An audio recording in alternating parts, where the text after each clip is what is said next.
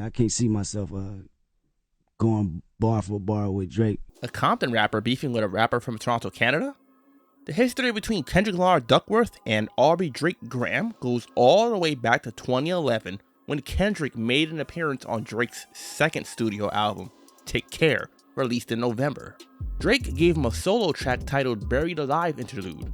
It's basically a metaphor for Kendrick finding fame and meeting Drake, who he refers to as a Canadian, throughout the track. Lines like, "The same day we say we in the area, cruising in Toronto, hit me on the cellular. Thought you was gonna sell me a false word like the rappers I know. Sat down with a few drinks, located where you can't see us. A white waitress on standby when we need her." Are a reference to Kendrick meeting Drake and doing rich people things like eating at nice restaurants and driving luxury vehicles. Knowing what has happened since then, that track hits a bit different now, which I will be getting into later on. According to an interview Kendrick had, Drake was the first person to hear his album, Section 80, as he had emailed it to him. Drake told him how great it is, and then after the album was released, Drake said he wanted to work with him, which led to this track. Section 80 released in July, just a few months before Take Care, so it seems Drake kept true to his word pretty quickly. Drake has had a reputation for hopping on new rappers' songs to stay relevant, and looking back on this whole situation and how their beef has played out, this might actually be one of the first examples of that. Take Care is considered a classic album by many, and Kendrick having a solo track on it I'd say was a good look for him, especially the same year as the release of his debut studio album. At this time, they were both still relatively new rappers to the mainstream, as they both had had at least one album out and multiple mixtapes. But after the release of Take Care, Drake was most definitely the bigger artist of the two, especially considering that he was signed to Lil Wayne's Young Money label alongside artists like Wayne himself, Nicki Minaj, and Tyga. In February 2012, Drake started his Club Paradise tour for the album, which had artists like J. Cole, A$AP Rocky, and Kendrick Lamar as opening acts. Then in October that year, the hit single Effin' Problems by A$AP Rocky featuring Drake, Kendrick Lamar, and 2 Chainz was released and featured on his debut album Long Live A$AP, which was released on January 15, 2013. Also in October, Kendrick released his major record label debut and second album overall, Good Kid, Mad City, released on TDE, Aftermath, and Interscope, as opposed to Section 80, which was just a TDE release. On the album is the track Poetic Justice, which is named after the 1993 film starring Tupac and Janet Jackson. It was released on January 15th, the same day as Rocky's album, and just like Effin' Problems, this was a hit single which featured Drake.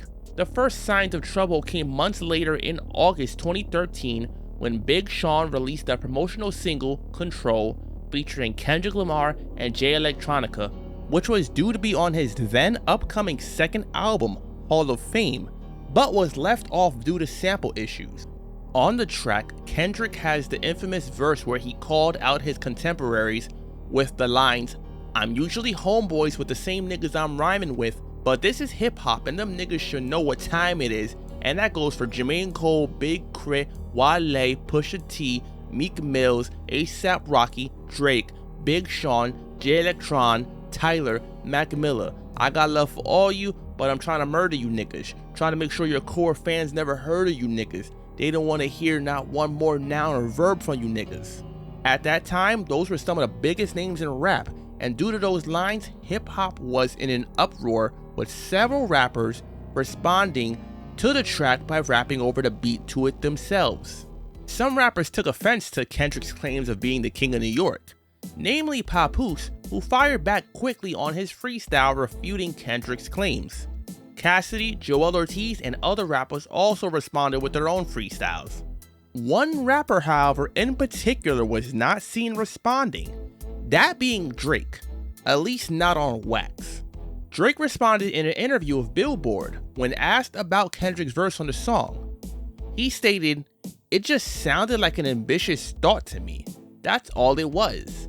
I know good and well that Kendrick's not murdering me at all in any platform. So when that day presents itself, I guess we can revisit the topic." Then on September 24th that year, Drake released his third album, Nothing Was the Same. On the fourth single from that album, The Language, Drake seems to send the first of several subtle jabs.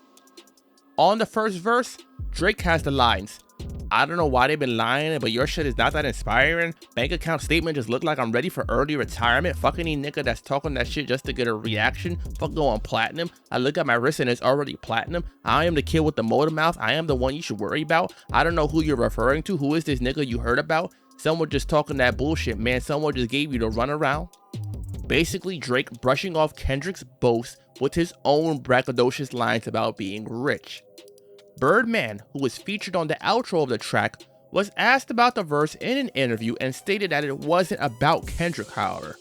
Drake, when asked about it in an interview with Vibe magazine, stated, "It's a commitment to go there. The language is just energy. I never once felt the need to respond to that record. The sentiment he was putting forth is what he should have. Of course you want to be the best. Where it became an issue is that I was rolling out an album while that verse was still bubbling, so my album rollout became about this thing. What am I supposed to say? Nah, we're be buddy. Mind you, I never once said he's a bad guy. I don't like him. I think he's a fucking genius in his own right, but I also stood my ground as I should." And goes on to basically say that he doesn't want to speak on it anymore, and the last time he's seen Kendrick was at the BET Awards. Shortly after this was the BET Hip Hop Awards Cyphers, in which one of the cyphers was by TDE members J-Rock, Schoolboy Q, Ab-Soul, Isaiah Rashad, and Kendrick Lamar. On Kendrick's verse, he has the lines, "You either corny or an opportunist. I let you eat, now go back to church and steal crackers at communion. What are we doing? I'm about to crack the Da Vinci Code, yeah, and nothing been the same since they dropped Control and tucked the sensitive rapper back in his pajama clothes," which drew speculation to these lines being aimed at Drake. Shortly after the cypher, Schoolboy Q had an interview on Sway in the Morning, and Sway asked him to call Kendrick on the phone. When Q called him, Sway asked if those lines from the cypher verse were about Drake, to which Kendrick essentially dodged the question, and then Schoolboy hung up the phone. Yo, that verse has ruined my morning show this morning. Everybody's asking me questions about that verse. First of all, congratulations on the BET Cypher. Congratulations. Oh, good looking. Yeah, man. Hey, so people want to know, was that directed towards Drake? Hello, Kendrick? You're breaking up. Yo, no, seriously, people want to know, was that directed towards Drake or anybody in particular? That was just us having fun as usual. Uh-huh. All right, that's enough, Kendrick. Wait, You ain't taking my shot. Come on, Q, you hung up the phone. The tension between the two was clearly building, and people could see it with these questions being asked in interviews. In December that year, DJ Esco released the mixtape No Sleep, which features the remix to the Future track Shit. On this version are Drake and Juicy J. On Drake's verse, he has the lines, "If a nigga say my name, he the hot shit, but if I say the nigga name, he still the hot shit. Fucked up, lucky I don't feed into the gossip. Niggas act like they don't know, but they should know. Yeah, I just think it's funny how they dangle and debate, but I'm the one that's killing niggas on the hooks though." This would appear to be yet another shot at Kendrick for the Control verse. Sometime in 2014, one of the two rappers had an interview on the ESPN show Sports Nation. Marcellus Wiley, one of the hosts, said that the rapper basically went off and spoke about the other rapper. The interview was recorded 2 hours before it was set to air, and shortly before the airing, they got a call not to air it and to delete it. It wasn't confirmed who it was, but people had guessed that it was Drake. I haven't been sworn to secrecy, except it was orders given from one person's camp to our company that they should not air it. Years later, Marcellus revealed who it was, but I'll get to that in a little bit. In October 2014, the J-Rock track Pay For It featuring Kendrick Lamar and Chantel was released. On Kendrick's verse, he has the lines, "I tell them all to hail King Kendrick, resurrected my vengeance, been dissecting your motor mouth till I break down the engine. This ain't no warning shot, this irrelevant henchman. See my opponent, then cease your existence, ending our friendship. Baby, I'd rather die alone." Remember how on The Language, Drake had the line about being the motor mouth? This would appear to be a direct response to that line. Then, in November 2014, Kendrick had an interview on The Breakfast Club and was asked if the Pay For It verse was a shot at Drake, to which Kendrick denied and said he couldn't see himself going bar for bar with Drake, to which Charlemagne replied saying that he'd beat Drake. Now, people think your verse on J-Rock's Pay For It is that you're throwing more shots at Drake. Any truth to goodness. that? Yeah, I think that's crazy. People need to leave that, let that go, man. Have y'all seen each other? Have y'all spoke at all? Oh my goodness, yeah, we spoke. I saw you retweeted when Tiger wrote that Drake was fake. No, I didn't. I didn't retweet that. No, I didn't. That's some inner issues. I don't deal with nobody else's business or problems. I stay to myself. But y'all spoke, y'all squashed it, everything good? Yeah, it wasn't no issue from the jump. You know, I think people talk about beef. It's just a whole nother dynamic. I can't see myself going bar for bar with Drake. You know, we're two different type of artists. You dig what I'm You saying? would eat Drake. I've argued that in many a circle. Okay. A few months later, in February 2015, Drake released If You're Reading This, It's Too Late, which features the tracks Used To and 6 p.m. in New York, both seemingly including subliminal shots at Kendrick again.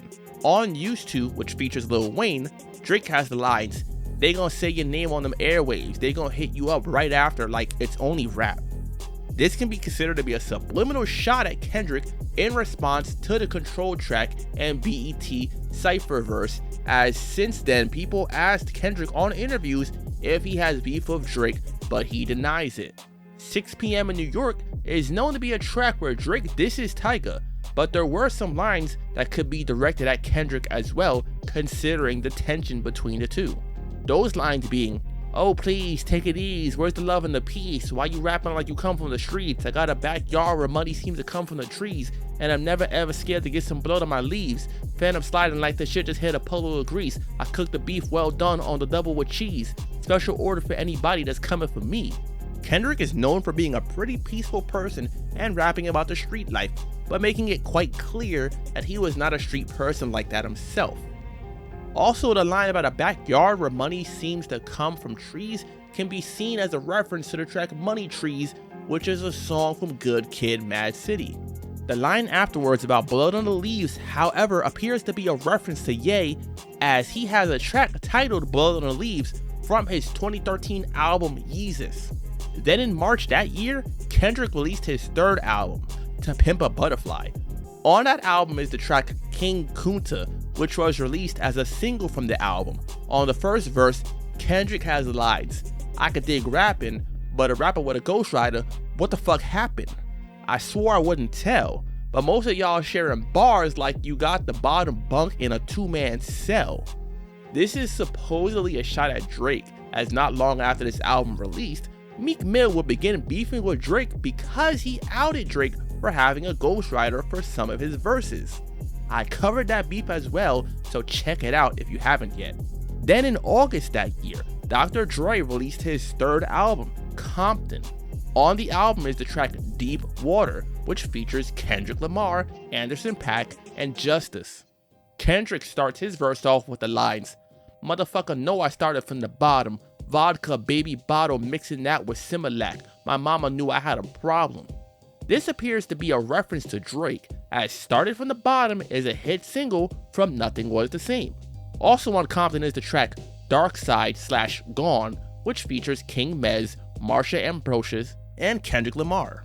On Kendrick's verse, he has the lines, "You scared of my heights now, but still, I got enemies giving me energy. I want to fight now, Subliminal. Sending me all this hate, I thought I was holding the mic down. I thought I was holding my city up. I thought I was good in the media. You think I'm too hood in my video, but really no clue, you idiot." This was seen by some as once again a subliminal shot at Drake, as Energy was the name of a Drake song which was featured on If You're Reading This, It's Too Late. Later that year in October, Game released the album Documentary 2, which features the single 100 featuring Drake. On Drake's verse, he has the lines, "I would have all of your fans if I didn't go pop and I stayed on some conscious shit." Again, a possible subliminal shot at Kendrick. Also, probably a reference to the Jay-Z lines from the track Moment of Clarity from the Black album. If skills sold, truth be told, I'd probably be lyrically Talib Kweli. Truthfully, I wanna rhyme like common sense, but I did 5 mil, I ain't been rhyming like common sense. Then, in January 2016, then President Barack Obama had an interview in which he was asked to pick Kendrick or Drake in a rap beef, and Obama picked Kendrick, as he said that Drake is an outstanding entertainer, but Kendrick has lyrics and his recent album was outstanding. All right, so we had Drake versus Meek Mill. A lot of people were tweeting that to me.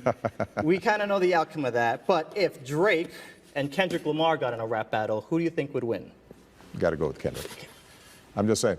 I think Drake is an outstanding entertainer, but Kendrick, his lyrics, his last album was outstanding. Excellent, all right. Best album, I think, last year. Later that month, Drake responded to that on the track Summer 16, which was basically a diss track to Meek Mill and Tory Lanez. In his first verse, he has the lines, "Tell Obama that my verses are just like the whips that he in, they bulletproof." So yeah, this isn't necessarily a direct shot at Kendrick, but it shows that Drake was paying attention to the people comparing the two and those that think Kendrick is better. You think the subliminal shots are over yet at this point? Well, we're getting there. Let's take it to March 2017. Kendrick releases the song The Heart Part 4, the fourth of his Heart series, which dates all the way back to the first one, released in April 2010. On the track, Kendrick appears to throw some more subliminal shots at Drake. In his second verse, he has the lines, "My fans can't wait for me to sun your punk ass and crush your whole little shit. I'll big upon your punk ass, you a scared little bitch. Tiptoeing around my name, nigga, you lame. And when I get at you, homie, don't you just tell me you was just playing. Oh, I was just playing, K-Dot, come on, you know a nigga rock with you, bro. Shut the fuck up, you sound like the last nigga I know. Might end up like the last nigga I know. Oh, you don't want to clash, nigga, I know." Some say this is a shot at Big Sean. Some say it's a shot at Drake. Both of them were mentioned on the Control verse, and both had subliminal shots aimed back at him since then. So perhaps it was aimed at both. Another thing is, he ends his second verse with the lines, "You know what time it is, ante up, this is in forever, y'all got till April the 7th to get y'all shit together." April 7th that year, Kendrick put his upcoming album, Damn, up on iTunes for pre-order. The Heart Part 4 samples the song Don't Tell a Lie About Me and I Won't Tell the Truth on You by James Brown. Also, the chorus of the song is "Don't tell a lie on me, I won't tell the truth about you." Keep these things in mind for a little later because they play a part in this whole situation. Things picked back up a few years later as on October 6th, 2023, Drake released the album titled For All the Dogs, which features the hit single First Person Shooter featuring J. Cole, and on November 15th, they released a video for the song. On the intro, J. Cole has the lines, "Lot of niggas debating my numero. Not the 3, not the 2, I'm the UNO. Yeah, numero UNO. Me and Drizzy this shit like the Super Bowl." For some years in rap, the big three, as they call it, has been considered to be Drake, Kendrick, and Cole. Right here, Cole is saying that out of the big three, he is number one. J. Cole doubles down on the sentiment on his verse with the lines, "Love when they argue the hardest MC. Is it K-Dot, is it Aubrey, or me? We the big three like we started the league. But right now, I feel like Muhammad Ali. Yeah, Muhammad Ali. The one that they call when they shit ain't connecting no more. Feel like I got a job in IT. Rhyming with me is the biggest mistake. That Spider-Man meme is me looking at Drake." Muhammad Ali was known to be the best boxer of his time by many, and Cole is comparing himself to Ali. So basically saying that him, Kendrick, and Drake are the top three, but he himself is number one. Later in the verse, he has the lines, "Everybody steppers, well fuck it then, everybody breakfast and I'm about to clear up my plate," which appears to be a reference to Kendrick's 2022 album Mr. Morale and the Big Steppers. Then on March 22nd, 2024, Future and Metro Boomin released the album We Don't Trust You. On that album is the track Like That featuring Kendrick Lamar, and this is where things get more intense. The gloves come off, the subliminal shots are thrown out the window, and names are mentioned. Throughout Kendrick's verse, he disses Drake mainly, but also throws a shot at J. Cole in response to the first person shooter verse. I've covered Kendrick's verse on a previous video talking about the track, but I'll do it again right here. He starts the verse off with the lines, These niggas talking out of their necks, don't pull no coffin out of your mouth. I'm way too paranoid for a threat. Which can be seen as a response to first-person shooter pretty much setting the tone for the rest of the verse. He follows it up with the lines, DOT, the money, power, respect, the last one is better. Say it's a lot of goofies with a check. I mean, I hope them sentiments symbolic. My temperament, bipolar, I choose violence. That's a reference to the Lox song Money, Power, Respect, and a double entendre as well, as Kendrick used to go by the name K-Dot, and D-Dot is a member of Bad Boy's Hitman producer group and a producer on that Lox song. He follows it up with the lines, niggas clicking up but cannot be legit, no 40 water, tell him, yeah, get up with me, fuck sneak dissing, first person shooter, I hope they came with 3 switches, I crash out like fuck rap, diss Melly Mel if I had to, got 2 T's with me, I'm snatching chains and burning tattoos. It's up, lost too many soldiers not to play it safe. If he walk around with that stick, it ain't Andre 3K. Think I won't drop the location? I still got PTSD. Motherfuck the big 3, nigga, it's just big me. Of course, this is a direct response to first person shooter and Kendrick saying he's quite ready for the beef. The Andre 3000 line is a reference to his Flute album and also again a shot at J. Cole, as Cole has a line about keeping a stick with him on the song Stick from the Dreamville compilation album D-Day Against the Grill's mixtape. Then he makes another reference to first person shooter and the Michael Jackson and Prince comparisons with the lines, what? I'm really like that and your best work is a light pack, nigga. Prince outlived Mike Jack, nigga bum. For all your dogs getting buried, that's okay with all these 9s, you gon' see Pet Cemetery.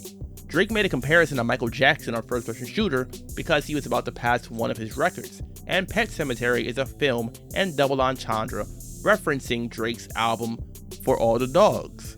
This prompted a social media uproar and the song became a hit, topping Billboard charts. People were awaiting a response from the other 2 of the big 3. The first one up to bat would be the head of Dreamville himself, J. Cole. About 2 weeks after the album was released, Cole released Might Delete Later, which featured the track 7 Minute Drill. Same as Like That, I covered this track on a separate video when it was released, and the link will be in the description with my thoughts on it. Then on April 7th, only 2 days later, during the Dreamville Festival, J. Cole did something that was quite polarizing. He apologized during his performance for putting out the diss track to Kendrick and made it clear that if Kendrick were to diss him back, he would accept it, as he shouldn't have dissed him in the first place. It's one part of that shit that make me feel like, man, that's the lamest shit I ever did in my fucking life, right? And I know this is not what a lot of people want to hear. I know I can hear my niggas up there right now like, nah, don't do that. But I got to keep it 100 with y'all, right? I damn near had a relapse, right? Because y'all heard some shit that happened 3 weeks ago, however long it was. Y'all heard that bazooka that was dropped on the motherfucking game, right? So all of this time of me moving on my own accord, for the first time I was tested. Why am I tested? Because I got the world and I got my niggas like, what you gonna do, Cole? My niggas like, boy, I must have had 1,000 missed calls. Oh my fucking God. Text flooded, I couldn't even answer my shit. Nigga, it's wartime, boom, boom, right? Niggas wanna see blood.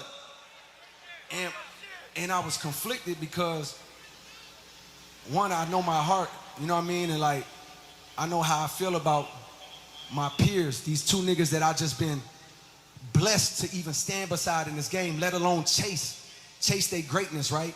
So I felt conflicted because I'm like, bro, I know I don't really feel no way, but the world want to see blood.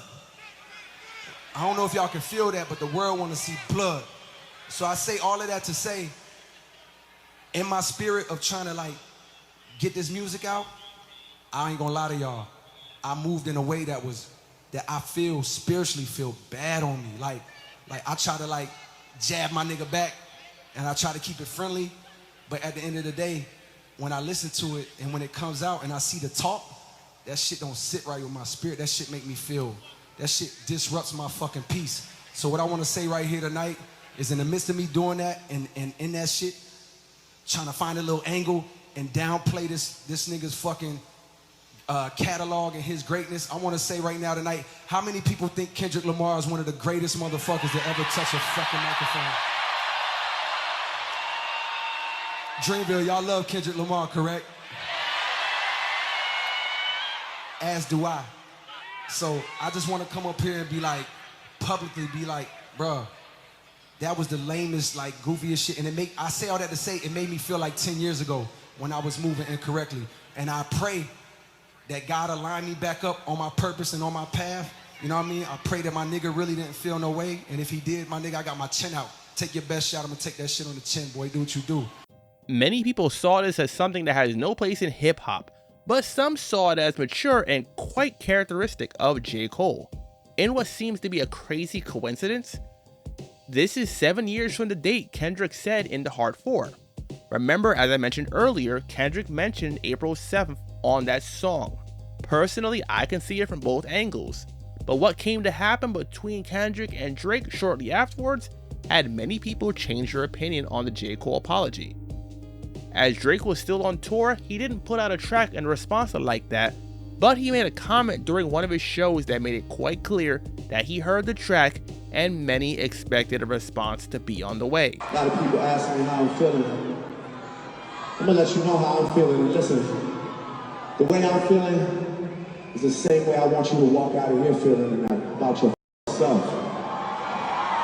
Because you know how I'm feeling?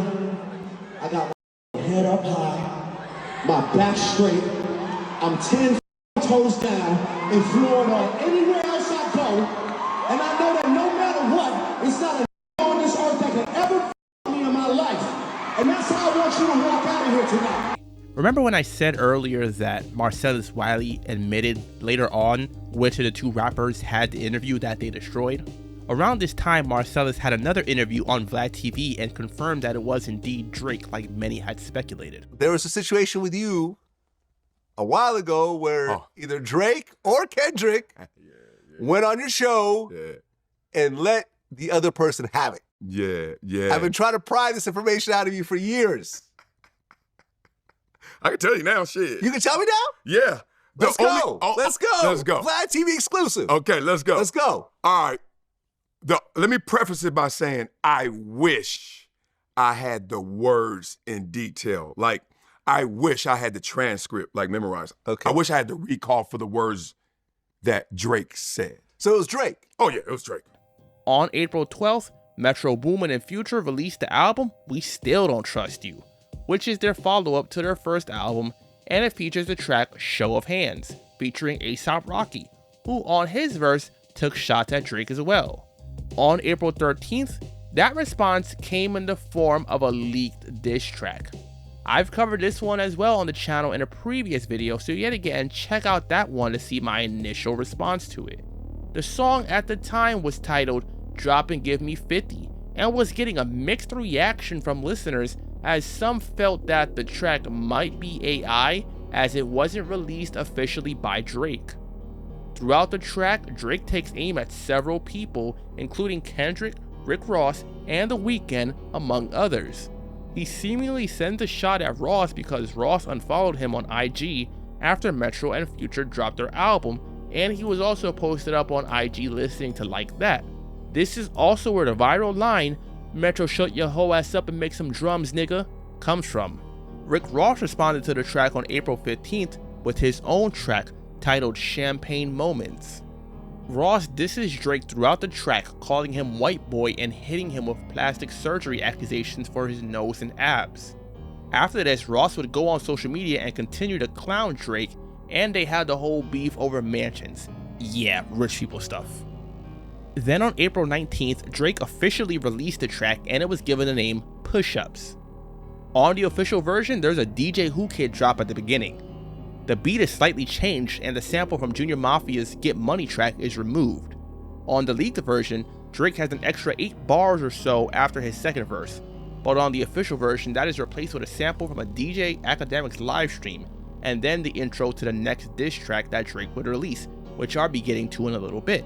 Unlike the J. Cole and Rick Ross tracks, this one is obviously directly involved in the beef between Kendrick and Drake, so I will be going over it in more detail.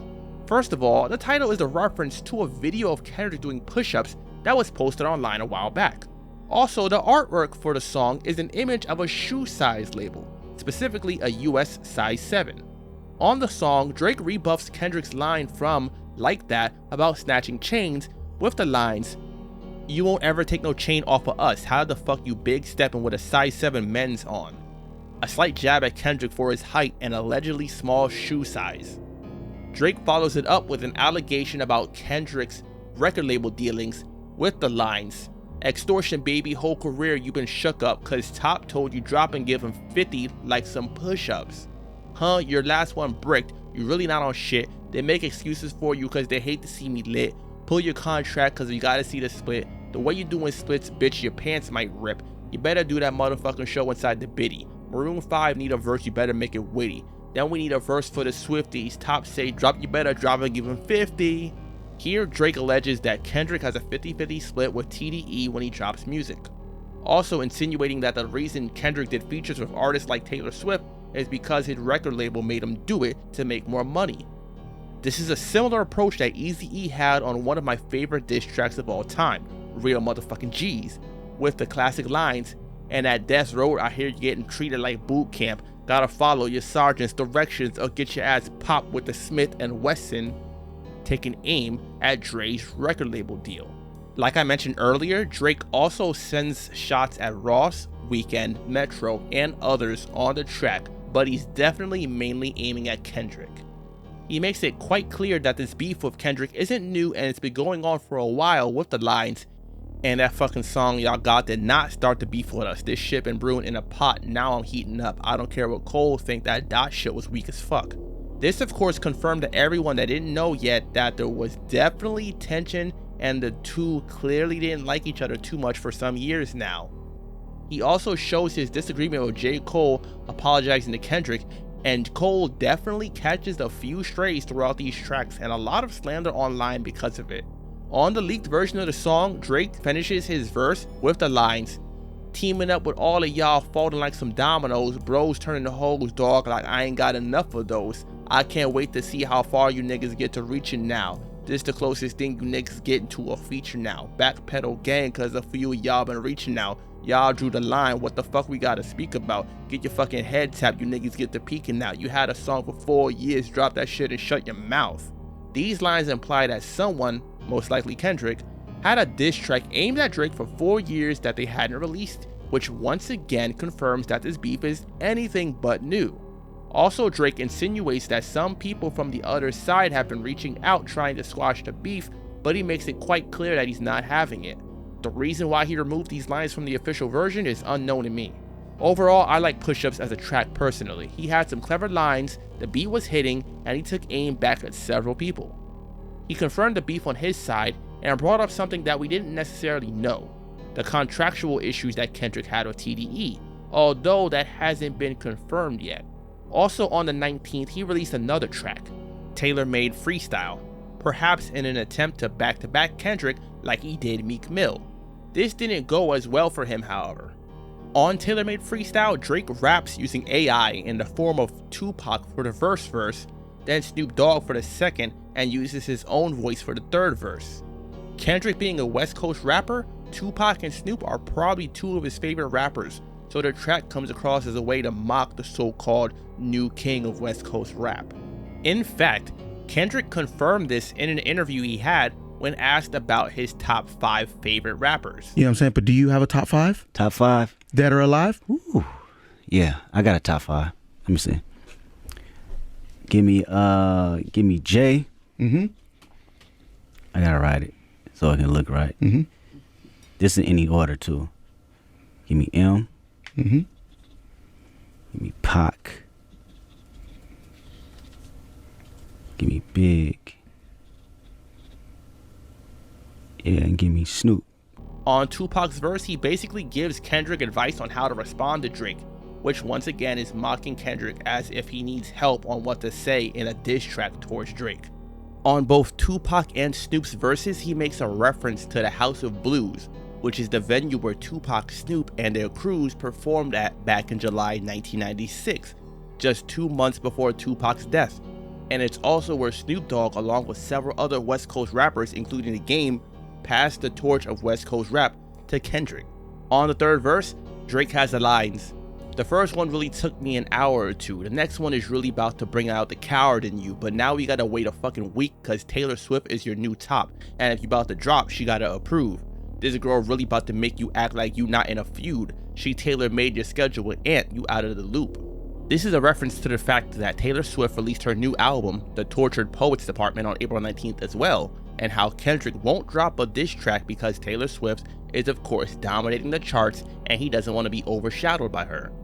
Overall, the census that I've seen from this track is that people didn't like the AI and this is considered one of the weakest tracks of the group.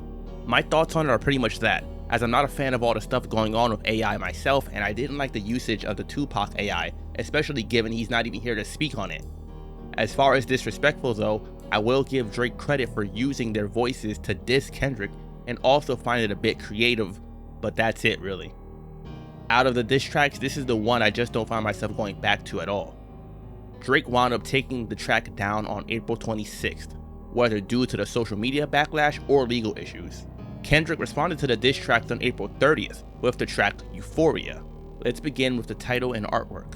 Just like push-ups, this is a reference to something related to the person they're dissing. The artwork for the title is the definition of the word euphoria, which is a feeling of well-being or elation. So yeah, it seems like Kendrick is happy to finally be getting out direct diss tracks to Drake. The title is also a reference to the show of the same name, which Drake is listed as a producer on. The show is a teen drama. This can be seen as both a reference to the fact that Drake started his career as an actor on the teen drama Degrassi, as well as a hint at the allegations Drake has regarding his relationships with certain chicks. On Kendrick's first verse, he's extremely mellow and soft-spoken with things, but sending direct shots at Drake by stating that Drake is making up fake stories and calling him a scam artist. He ends the first verse with the lines, "Know you a master manipulator and habitual liar too, but don't tell no lie about me and I won't tell truths about you," which is a recurring thing throughout this beef. This is also a callback to the Heart Part 4 and ostensibly confirms that the track included shots at Drake. The beat switches up after the first verse and then things truly pick up. He has the lines, "Somebody had told me that you got a ring. On God, I'm ready to double the wage. I'd rather do that than let a Canadian nigga make Pac turn in his grave," which is a reference to Drake buying a custom ring that Tupac owned that went up for sale since his murder. Drake paid over $1 million for the ring, and this would come into play once again in a little bit. Kendrick takes shots at both J. Cole and Drake afterwards with the lines, "It's 3 goats left and I seen 2 of them kissing and hugging on stage. I love them to death." And in 8 bars are explaining that phrase. "Huh? It's nothing nobody can tell me. Huh? I don't want to talk on no celly. Huh? You know I got language barriers. Huh? It's no accent you can sell me. Huh? Yeah, Cole and Aubrey know I'm a selfish nigga. The crown is heavy. Huh? I pray they're my real friends. If not, I'm YNW Melly." The big 3 is J. Cole, Drake, and Kendrick, and YNW Melly is a rapper that has been in prison since 2019 for allegedly shooting and killing 2 of his friends, so you can see the metaphor there, I'm sure. Basically, if they're not his real friends, he's taking shots. Kendrick takes shots at Drake for not really being for the culture with the lines, "It's always been about love and hate. Now let me say I'm the biggest hater. I hate the way that you walk, the way that you talk. I hate the way that you dress. I hate the way that you sneak this. If I catch flight, it's gonna be direct. We hate the bitches you fuck because they confuse themselves with real women. And notice I said we. It's not just me. I'm what the culture feeling. How many more fairy tale stories about your life till we had enough? How many more black features till you finally feel that you're black enough? I like Drake with the melodies. I don't like Drake when he act tough." Of course, Drake is mixed and he has a lot of features of black artists and is known for, at times, mimicking the styles of others and doing songs with up-and-coming rappers to keep his name buzzing.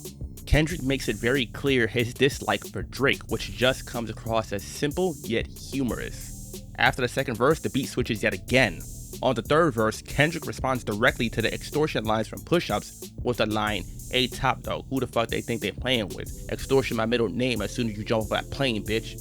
He then makes the claim that Drake wanted a feature from him with the line, "Surprised you wanted that feature request. You know that we got some shit to address," which led some to believe that the song in question is actually first-person shooter and that it was supposed to have all 3 of them, but Kendrick rejected the idea, which left just Cole and Drake on it.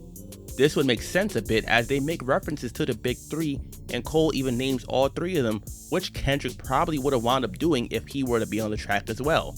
He follows that up by saying that he hates when Drake says the word nigga and how it's cringy, which is just hilarious to me. Later in the verse, he has what are some of the other funniest lines from the track with, I'm knowing they call you the boy, but where is the man? Cause I ain't seen him yet. Matter of fact, I ain't even bleed him yet. Can I bleed him? Bet. When I see you stand by Sexy Red, I believe you see two bad bitches. I believe you don't like women. It's real competition. You might pop ass with them. Drake and Sexy Red have been seen together plenty online, and Sexy Red along with SZA are featured on the song Rich Baby Daddy from Drake's For All the Dogs album.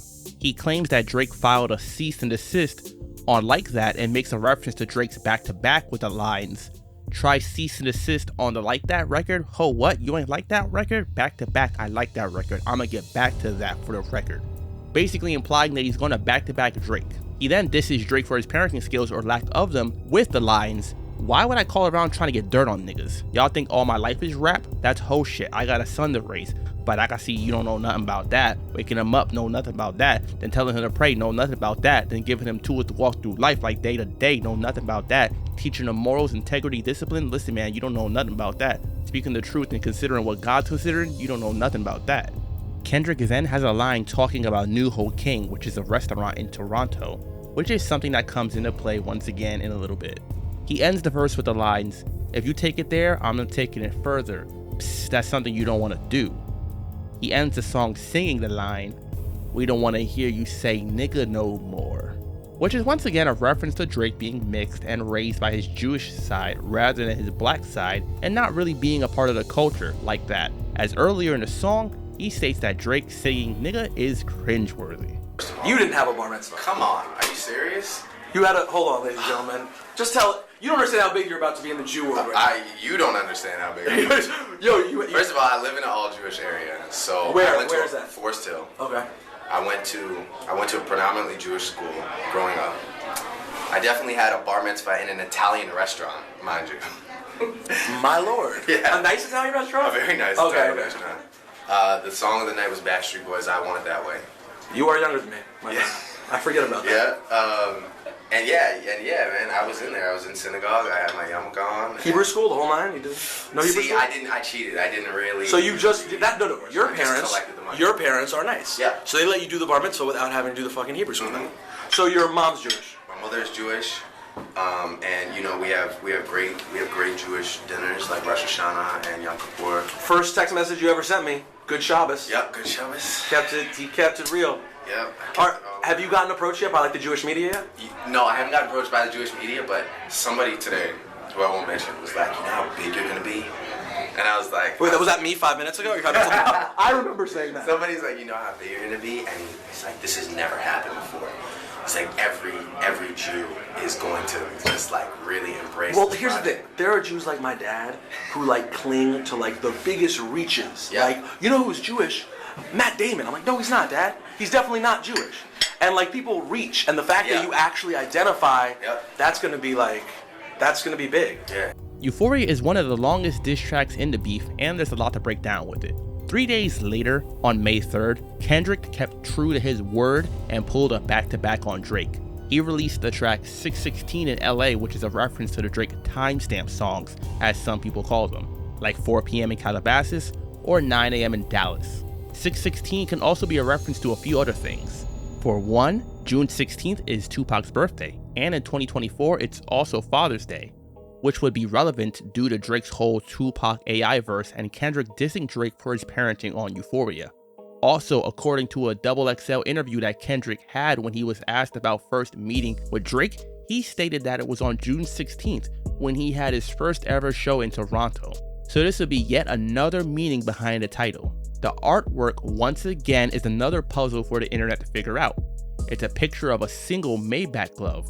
Kendrick mentions YouTuber DJ Academics, who is admittedly a huge fan of Drake, with the lines, yeah, somebody's lying, I can see the vibes on Ak, even he looking compromised, let's peel the layers back, seemingly accusing Academics of being on Drake's payroll. Keep in mind, throughout this whole time, Ak was on live streams and making tweets updating people on the situation, and he was also in contact with Drake.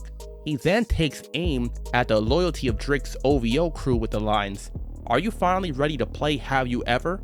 Let's see, have you ever thought that OVO is working for me, fake bully, I hate bullies. You must be a terrible person. Everyone inside your team is whispering that you deserve it. Can't Tootsie slide up out of this one, it's just gonna resurface. Every dog gotta have its day, now live in your purpose. It was fun until you started to put money in the streets, then lost money cause they came back with no receipts. I'm sorry that I live a boring life, I love peace, but war ready if the world is ready to see you bleed. Of course, Kendrick is making claims that some people in OVO really don't mess with Drake like that, and he's gotten some kind of information from them to use against Drake, and insinuates that Drake paid money for people to find information on Kendrick, but they came up with nothing because there's not much dirt to dig up. Of course, if this is true, that would turn out to be a bad look for Drake. He continues to drive that point further with the lines, 100 niggas that you got on salary and 20 of them want you as a casualty, and one of them is actually next to you, and 2 of them is practically tired of your lifestyle, just don't got the audacity to tell you.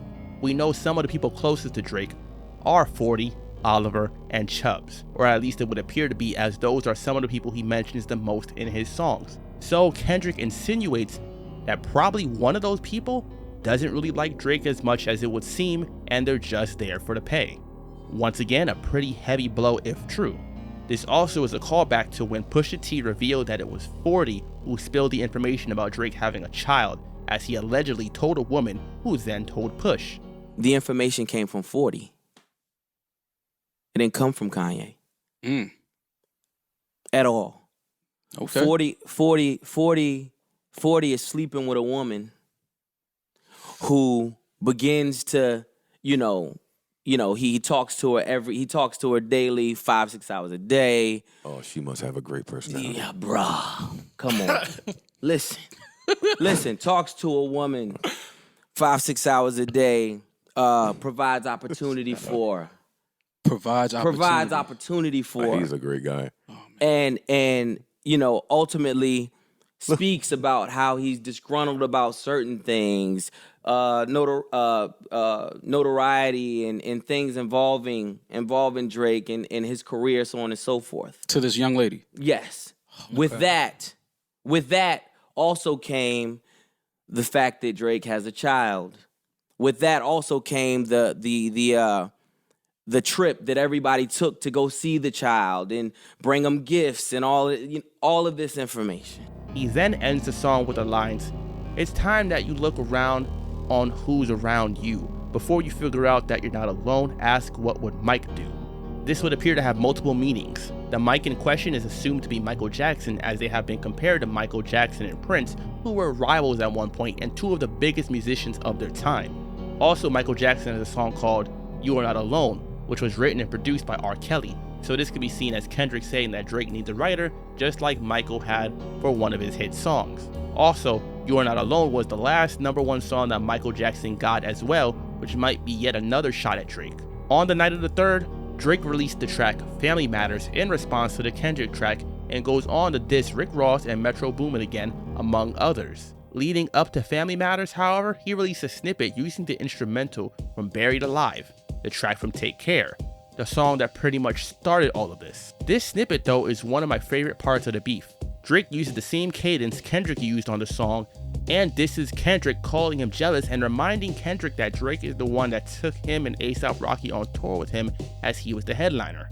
This is where I feel like Drake could have expanded even more.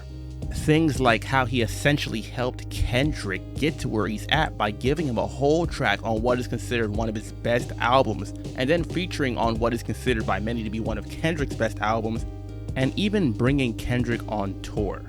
Now on to Family Matters. The artwork is similar to the artwork for the TV show of the same name, and the title is quite directly what Drake talks about in the track. The song starts off with a line from Drake's mother, and then Drake saying, "Nigga, I said it, I know that you mad. I've emptied the clip over friendlier jabs. You mentioned my seed, now deal with his dad. I gotta go bad, I gotta go bad." Which of course is a reference to Euphoria, when Kendrick said he doesn't want to hear Drake say nigga anymore, and how Kendrick mentioned Drake's parenting. Gotta Go Bad is a reference to Michael Jackson once again, as Bad is the title of one of his albums, and the title track and a hit single from the album. Then he goes to the chorus, which was previewed on the end of the Push-Ups track. Drake has the lines, "Always rapping like you about to get the slaves freed, you just acting like an activist. It's make-believe, don't even go back to your hood and plant no money trees," which wound up being lines that would come back to bite him. He claims Kendrick just raps about black issues, but doesn't even support his own neighborhood. The Money Trees reference is once again a callback to the track Money Trees from Good Kid, Mad City. This also seems to confirm that when Drake mentioned Money Trees on 6 p.m. in New York, that he was referring to Kendrick. He goes on to mention the mother of Kendrick's children and brings up the fact that Kendrick has slept with white women while in his relationship with her with the lines, "Say you hate the girls I fuck, but what you really mean? I've been with black and white and everything that's in between. You the black messiah wifing up a mixed queen and hit vanilla cream to help out with your self-esteem on some Bobby shit. I want to know what Whitney need. All that puppy love was over in y'all late teens. Why you never hold your son and tell him say cheese? We could have left the kids out of this, don't blame me."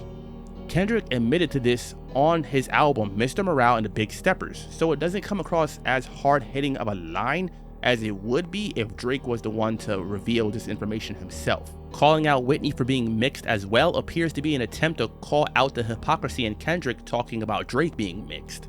He then drops one of the most shocking lines against Kendrick. "I heard that one of them little kids might be Dave Free. Don't make it Dave Freeze, cause if your GM is your BM secret BD, then this is all making plenty fucking sense to me." Questioning the parenthood of one of Kendrick's children. Dave Free was the co-president of TDE and the co-founder of Kendrick's new label PG Lang. Kendrick and Dave have worked together for years, so if this was true, it would be a pretty heavy blow to Kendrick. He then goes on to throw some more funny lines at Kendrick about his height before the beat switches up and the second verse starts. On that verse, he sets his sights on Ross, A$AP Rocky, Weeknd, Future, and Metro Boomin for the shots they've been throwing at him. He throws a jab at Ross for being a former correctional officer, calls Weeknd a sissy drug addict, and disses Rocky, saying that he had Rihanna before Rocky did. There's some pretty funny lines tossed around. The beat on this part of the song is my favorite, and I think Drake's flow was great. After the second verse, the beat switches up again, and he goes back to taking aim at his main opponent, Kendrick. There's also a video that goes along with this song. On the video during the first verse, they have a minivan that looks similar to the one from the Good Kid, Mad City album cover and take it to get destroyed in a compactor. For the third verse, the video switches to Drake and crew in the restaurant New Ho King, which Kendrick made a reference to on Euphoria. Some people saw this as Drake mocking Kendrick by shooting a video in the restaurant that he mentioned. However, considering certain events that wound up happening afterwards, some feel like this was actually the opposite, meaning Kendrick already knew about Drake shooting a video at the restaurant, and that's why he mentioned it in Euphoria. Drake starts the third verse off mocking Kendrick for all the Grammys he wins with the line, "Kendrick just opened his mouth, someone go hand him a Grammy right now."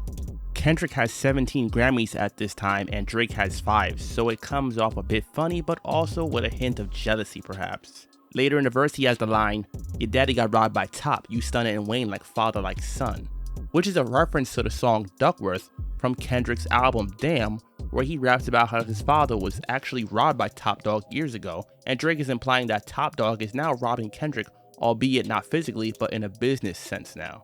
Stunna and Wayne are a reference to Birdman and Lil Wayne and their collaboration album Like Father Like Son released in 2006. He brings up Kendrick's alleged relationship issues again with the lines, "When you put your hands on your girl, is it self-defense cause she bigger than you? Your back is up against the curb, you digging for dirt, should be digging for proof. Why did you move to New York? Is it cause you live in that bachelor life? Proposed in 2015, but don't want to make her your actual wife? I'm guessing this wedding ain't happening, right? Cause we know the girl that you actually like." Once again, the cheating is something Kendrick confirmed before, but now Drake alleges that Kendrick moved to New York to be on his own, and he didn't marry Whitney despite getting engaged years ago, possibly because of the alleged domestic violence and infidelity. He also makes fun of Kendrick's height again by saying that his back is against the curb instead of the common phrase of back against the wall. He continues their Michael Jackson and Prince comparisons with the lines, "It's all on your face like what happened to Mike. Oh shit, it's all making sense. Maybe I'm Prince and you're actually Mike. Michael was praying his features would change so people believe that he's actually white." Drake here switches it up saying that Kendrick might be Michael Jackson instead as a way to basically insult Kendrick's blackness, as Kendrick has done features with Maroon 5 and Taylor Swift, white artists, and Michael Jackson was a black man who got surgery and looked like a white man afterwards. To me, it's not a good comparison personally, and I'm not for the Michael Jackson slander. If anything, this kind of proves Kendrick's point more about Drake being out of touch with the culture. He then ends the song with the lines, "They hired a crisis management team to clean up the fact that you beat on your queen. The picture you painted ain't what it seemed. You're dead." Which once again is Drake trying to paint Kendrick as a hypocrite. To me, this is one of the better diss tracks to come from the beef, especially if the allegations Drake laid out are accurate. I definitely play this one over Taylor Made Freestyle, and this is a proper follow-up to Push-Ups to me. In what is probably one of the best responses in a rap beef that I've seen, Kendrick put out a track titled Meet the Grams not even an hour after the release of Family Matters, shocking followers of the beef with not only the timing of the release, but the lyrical content of the song. Like usual, the artwork and title have quite the significance to the situation. The title is a reference to Drake's family, as his last name is Graham, which is basically a response to Family Matters where Drake talked about Kendrick's family. The artwork for the song is a zoomed out version of the artwork for 616 in LA, so instead of just the glove, now you can see the other items that were a part of the original picture. The picture includes images of a shirt, the glove, and medication bottles, among other things, which all seem to hold some level of relevance to Drake, as allegedly, this is all stuff that was found in Drake's father's suitcase, and some of these things have been mentioned in Kendrick's diss tracks to Drake. The fact that the diss track was released so quickly, in response to Family Matters, led credence to the idea that Drake really does have someone in OVO leaking information to Kendrick. Meet the Grams has 4 verses, each one aimed at Drake and his family. The first verse is aimed at Drake's son Adonis. He starts the verse off with the lines, "Dear Adonis, I'm sorry that man is your father. Let me be honest, it takes a man to be a man. Your dad is not responsive. I look at him and wish your grandpa would have wore a condom." Damn! He continues on to tell Adonis not to do things like his father Drake has done, like the alleged plastic surgery and hiding his child, really dissecting Drake and his questionable actions. The second verse he directs at Drake's parents, Sandra and Dennis. He talks about Drake's alleged gambling addiction and plenty more. This is where things get pretty dark as Kendrick goes off with some of the most devastating lines in the whole beef so far. "You raised a horrible fucking person, the nerve of you, Dennis. Sandra, sit down. What I'm about to say is heavy. Now listen. Your son's a sick man with sick thoughts. I think niggas like him should die. Him and Weinstein should get fucked up in a cell for the rest of their life. He hates black women, hypersexualizes them with kinks of a nympho fetish. He got sex offenders on HOVO that he keep on a monthly allowance. A child should never be compromised and he keeping his child around them. And we gotta raise our daughters knowing there's predators like him lurking. Fuck a rap battle, he should die so all of these women can live with a purpose." It speaks for itself on how deep the disgust Kendrick has for Drake, and I don't think much more even needs to be said about this song, but he does say plenty more. In the third verse, Kendrick speaks directly to Drake's alleged daughter. Yeah, that's right. According to Kendrick or his sources, Drake has a daughter that he's been hiding as well. This shocked many, but as of yet, has still not been proven. In the fourth verse, Kendrick sets his sights on Drake directly. He starts the verse off with the lines, "Dear Aubrey, I know you probably thinking I wanted to crash your party, but truthfully, I don't have a hating bone in my body. This is supposed to be a good exhibition within the game, but you fucked up the moment you called out my family's name. Why you had to stoop so low to discredit some decent people? Guess integrity is lost when the metaphors doesn't reach you." Here, Kendrick pretty much admits to having a mole indirectly again, as he put this song out because Drake spoke about Kendrick's family in Family Matters, but remember that song just came out like half an hour prior to this one. So it would be quite clear that Kendrick somehow heard the song or got a hold of some of the lines in the track at least to know that Drake was going to talk about Kendrick's fiance. He goes in on Drake for the rest of the verse and ends it with what is easily one of the most surgical precision strikes of this whole beef. "Why believe you? You never gave us nothing to believe in cause you lied about religious views. You lied about your surgery. You lied about your accent and your past tense. All is perjury. You lied about your ghostwriters. You lied about your crew members. They all pussy. You lied on them. I know they all got you in them. You lied about your son. You lied about your daughter, You lied about them other kids that's out there hoping that you come. You lied about the only artist that can offer you some help. Fuck a rap battle. This is a long life battle with yourself." Kendrick calls out Drake for the lying he's done throughout his career, basically labeling him a fake. Truly a haunting track. The shift in Kendrick's voice throughout this expresses how much he really just does not like this guy. It's really heavy. After this, the internet was once again in an uproar, questioning how Kendrick stepped all over Drake's Family Matters track.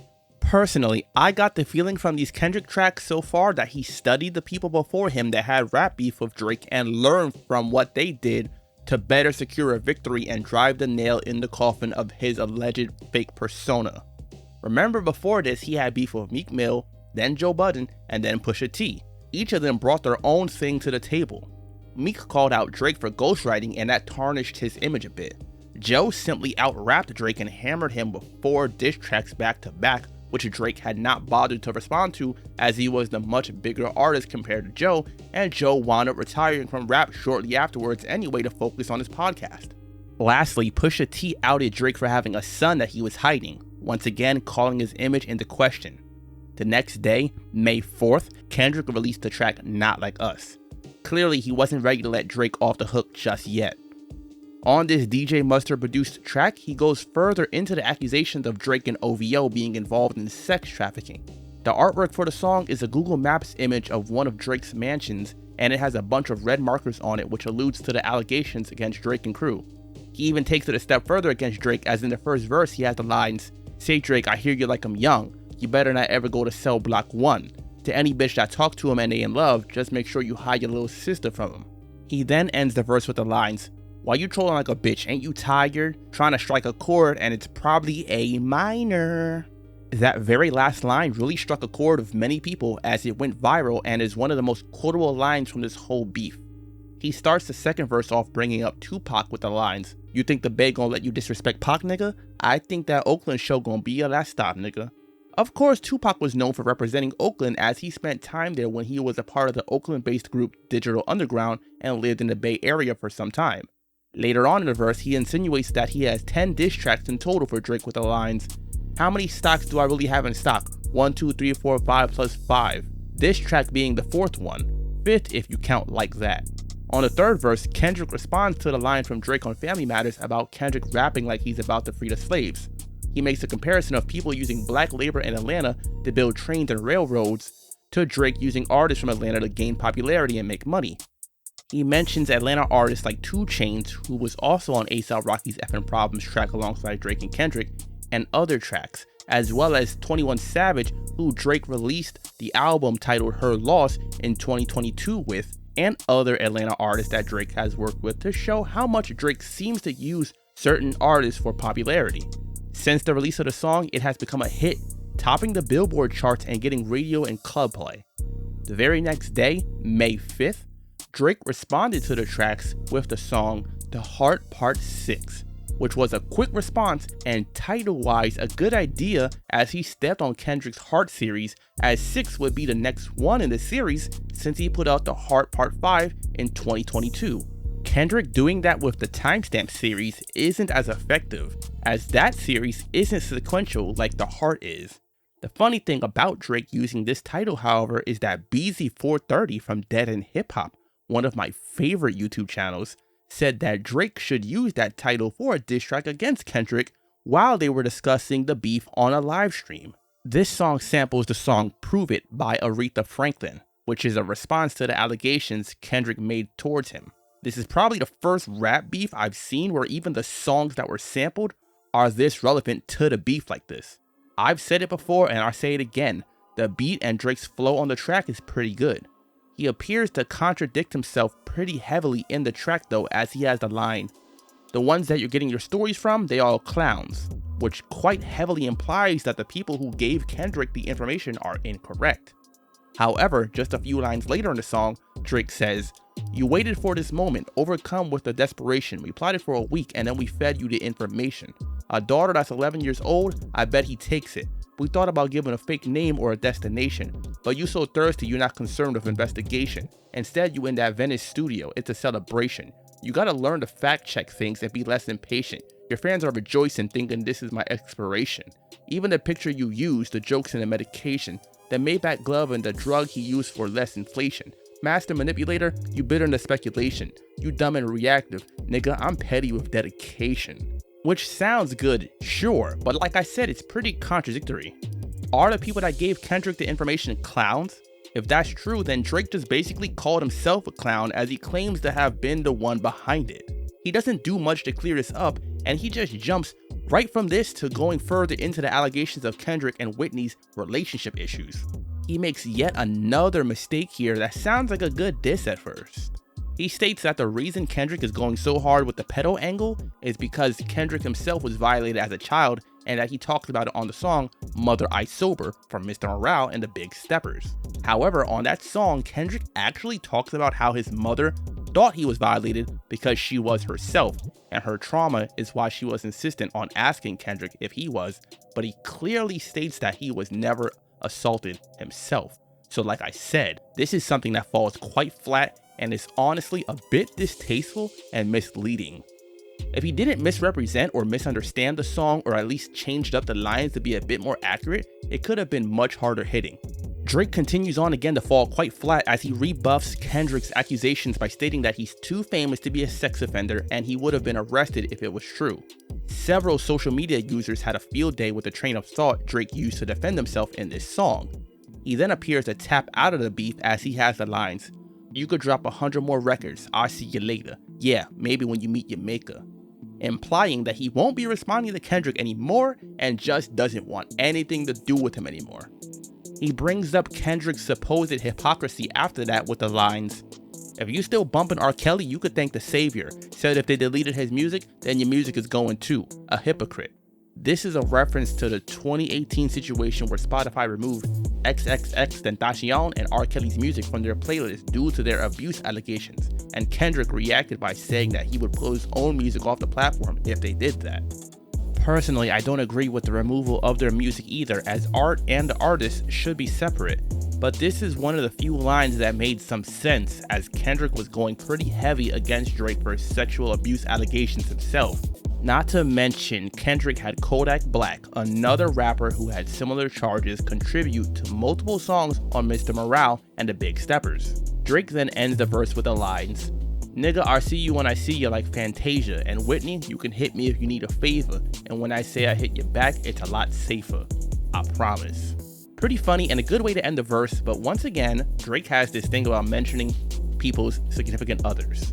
On the outro of the song, he states it has been good exercise and he's glad he can get Kendrick to rap again, which is another jab at Kendrick for not releasing music often. Overall, the track sounds good to me, but the lyrical content just doesn't add up, and because of that, it brings the track down as far as diss tracks go. This track really saw Drake more so on the defensive and continuing his accusations without any proof. The song also appears to be the most disliked one on YouTube, as according to reports, it has over 1 million dislikes. Dislikes are no longer public, but when using certain browser extensions, you're able to see them still. Also on May 5th, Metro Boomin released the instrumental to the track BBL Drizzy on SoundCloud, which was his response to Drake dissing him. Metro stated that whoever had the best verse for the beat would win a free beat made by him and 10 grand as well, which led to a bunch of SoundCloud rappers putting out verses using the instrumental, chiming in on the beef. The title, of course, is taking aim at Drake for his alleged cosmetic surgery. That was the last of the diss tracks between the two, but things appeared to escalate as 2 days later, on May 7th, a shooting occurred outside Drake's house in Toronto and a security guard was shot. This, of course, posed the question of if it was related to the beef of Kendrick. On top of that, there were intruders spotted at Drake's house also on May 9th and 13th as well, so basically 3 different situations in the course of a week. On April 29th, there was a similar incident at the home of The Weeknd's manager, Cash, who Drake mentioned in the diss tracks as well. Cash's house is in the Encino neighborhood of LA, and a security guard was shot. Given that it is possible but not proven yet that the incidents are related, considering the beef going on between Drake and The Weeknd. Drake made a post on IG alluding to him dropping more music in the summer, perhaps he'll return to the beef. For now, people have been running the numbers up on these songs, and not like us in particular, it seems, as it debuted at number 1 on the Billboard chart and broke multiple streaming records. Some people consider it one of the best diss tracks of all time already. I'm sure that some of it is recency bias and also because of how big the song has gotten already, similar to what happened with Drake when he released Back to Back. On top of that, people are still trying to prove or debunk all the stuff that was said in the diss tracks, especially the allegations about the mole from Drake. Also on May 10th, Game hopped into the beef, as he has a tendency to do, and put out a diss track aimed at Rick Ross titled Freeway's Revenge. He disses Ross for getting his name from the real Freeway Ross and for trolling Drake, among other things. It's not a bad track, but it's not aimed at either Kendrick or Drake, so it's not getting a full breakdown here either, but I do find it funny how he's essentially defending Drake from Ross, even though the main competitors are Drake and Kendrick. He speaks pretty highly and has worked with both of them, especially Kendrick, seeing as they're both from Compton.